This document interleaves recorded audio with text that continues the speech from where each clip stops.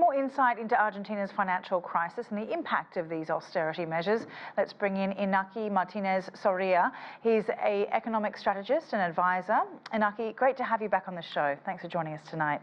Now, give us your reaction to the latest economic data out of Argentina, in particular the GDP that's contracted in 2024, the first year, of course, that Milei was in office. Well, Sally, President Milei from day one, he said that the administration was going to take severe measures in order to stave off crisis, the hard economic crisis that Argentina was confronting, and it would have worsened if the government hadn't taken these measures. Of course, austerity affects, in general, the sectors that are less resistant to such economic woes. And the economic indicators have proven that these measures has taken a heavy toll on the Argentine economy, and particularly for everyday people. However, if you look into the projections as we go ahead, the OECD just a few days ago updated their projections. 5%, over 5% of growth is expected for Argentina. IMF, very similar numbers. The future is looking bright, but of course, there are some dark areas in the administration, particularly what concerns most the government and in general the financial sector is the lifting of the very hard currency exchange restrictions, which are still present in Argentina and have been for the past years.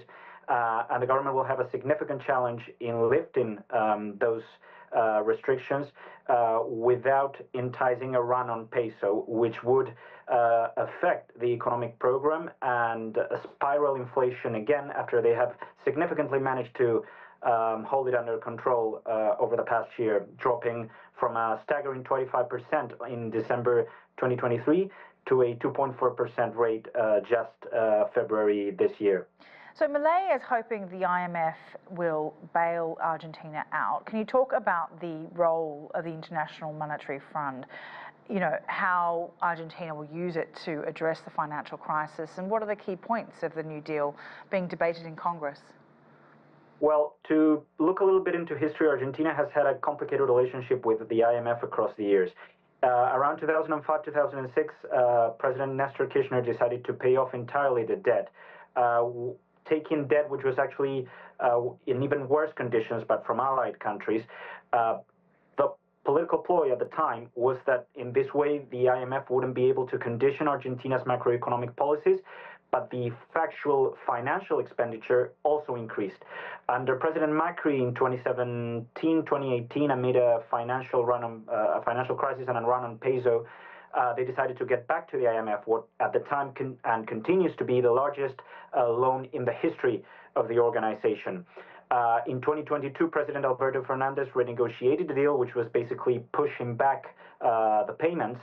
And now the government is sort of negotiating an extended facilities program, which would see those terms extended further and a different allowance in the use of the funds. The hope of the government is that if the IMF loan is finalized in the next couple of weeks, this will provide a clear path ahead in order to lift the currency restrictions and normalize the Argentine economy in order to foster foreign investment. Today, the Congress voted on the president's ability to lead ahead the negotiations and to confirm the deal with the IMF. In a show of political brinksmanship, the government, instead of sending it as an act of Congress, decided to create an executive order, an extended executive order at DNU, a necessity and urgency decree. And in this way, the Congress only has to approve it in one of both chambers for it to become and to have the full force of the law. The government succeeded in the vote, 129 to 108.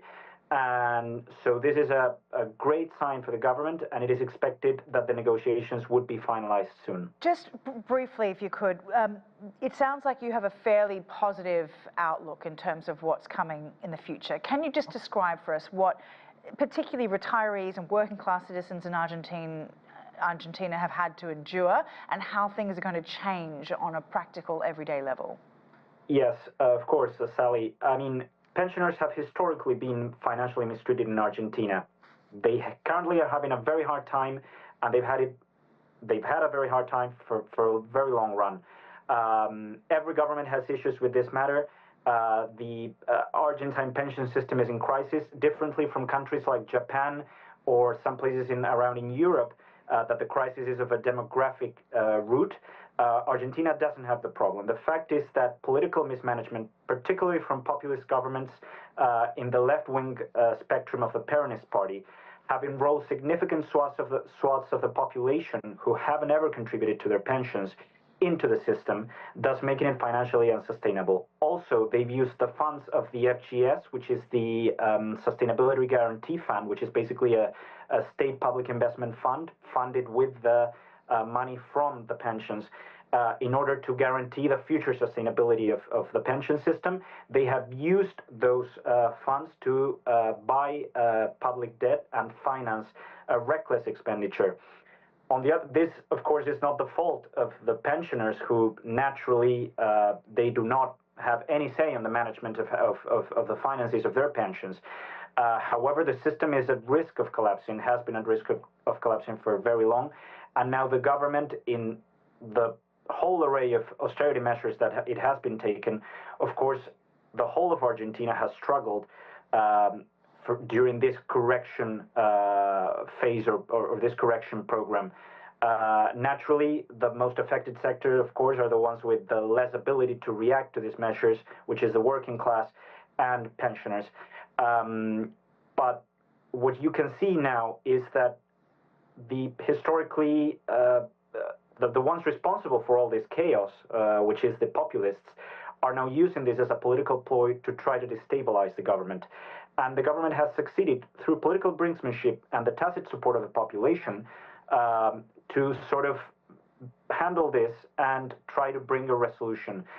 Sadly, of course, I cannot say that the situation of the pensioners will immediately improve, but hopefully, as the Argentine economy stabilizes and grows, the salaries, which have already seen some recovery in the past year and in the end of the past year, and now they have stagnated, right, and the pensions as well, will continue to recover as the economy as a whole recovers.